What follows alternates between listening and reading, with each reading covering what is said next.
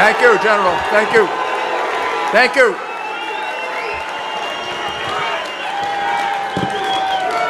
Thank you very, very much. It's wonderful to be here in Greenville, North Carolina.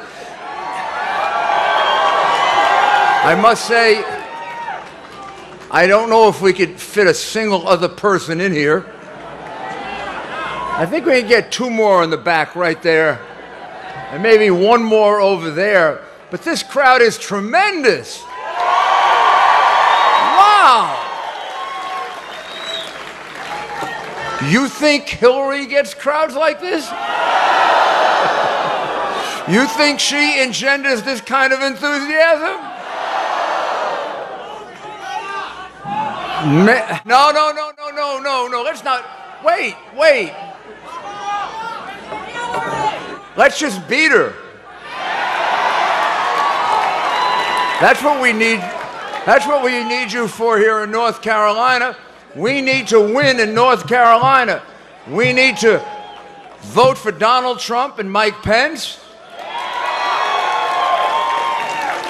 And we're gonna, and you are gonna have to do the job that probably the Justice Department should have done. If it was the Justice Department that, as I remembered it, that I worked at for many years of my life, she would now be under indictment.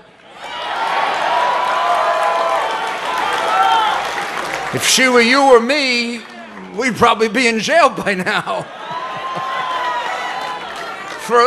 for just about 10% of that. But, you know, she's one of the Clintons, and they've been getting away with it for a long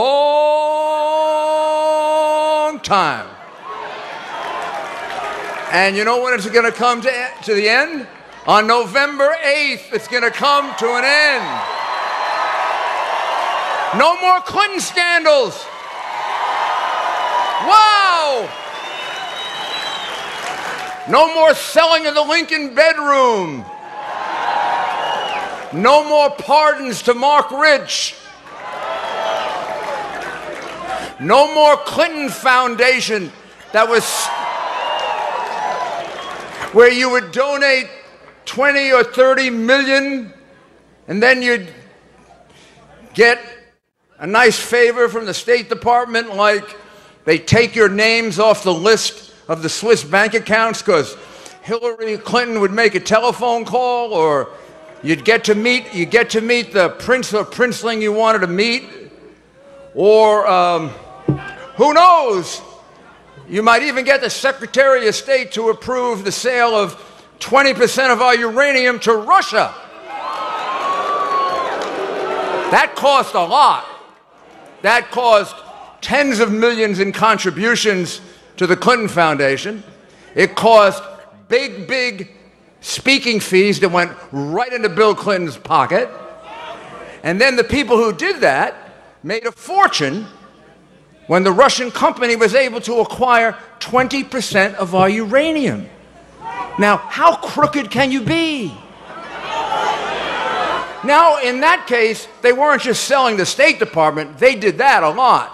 In that case, they were selling the national security of the United States of America. So that's why you're going to have to be the jury. I mean, I would love to have the opportunity to prosecute her for her emails.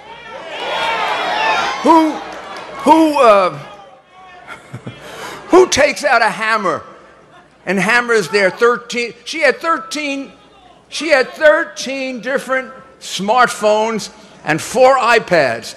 And you know what she told the American people? I only had one phone. That's lie number 1.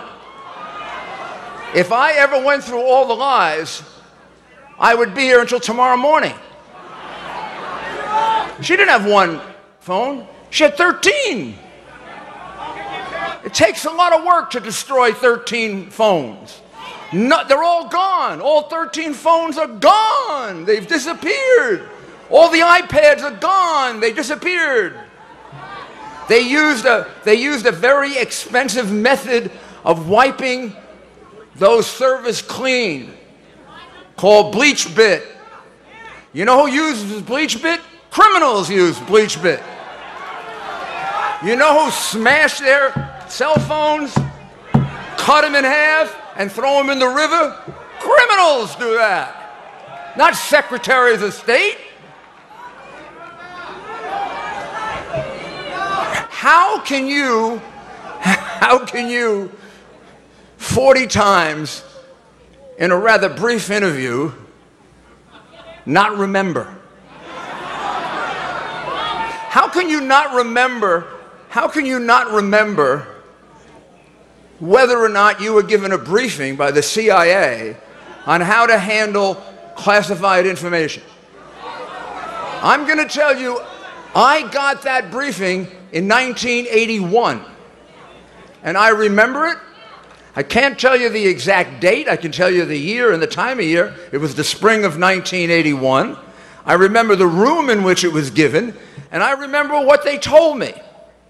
And by the way, when I was dealing with applications, Pfizer applications, of which I dealt with many, for foreign intercepts, they would very often have the letter C there.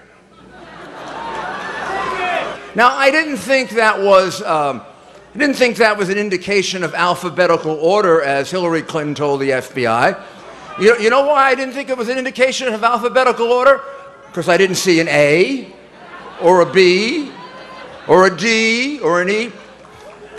Even I was smart enough, after I saw 2 or 3 C's, to remember, oh, that means confidential. She didn't know it meant confidential. And she wants to be the President of the United States? You gotta be kidding me. She must think we're stupid. She must think the FBI is stupid. Anybody who buys that story is stupid. Of course she knew it was confidential. Of course she knew it was classified.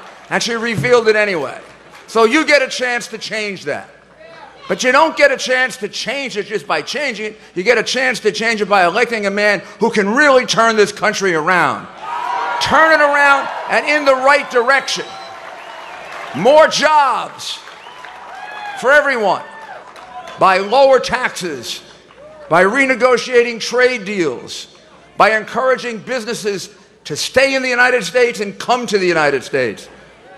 By reviving our manufacturing industry, which will mean a lot to North Carolina and bring a lot of jobs back to North Carolina. And he's a man that can turn around education by giving you choice over the schools that your children go to and not have it dictated to you.